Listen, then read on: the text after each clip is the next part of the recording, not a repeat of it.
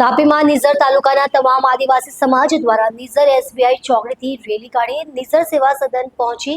પ્રાંત અધિકારી, મામલતદાર, ડીવાયએસપી અને નિઝર પીઆઈને આવેદનપત્ર આપી આવતીકાલે નિઝર તાલુકો બંધ રાખવાનું એલાન કરવામાં આવ્યું છે. કેમ નિઝર બંધ રાખવાનું એલાન કરવામાં આવ્યું છે અને કેમ આવેદનપત્ર આપવામાં આવ્યું તેની વાત કરીએ તો ગત દિવસ પહેલા તાપી જિલ્લાને અડીને આવેલા મહારાષ્ટ્રના નંદુરબાર શહેરમાં વીર આદિવાસી બ્રિગેડ સંગઠનના નંદુરબાર જિલ્લાના પ્રમુખ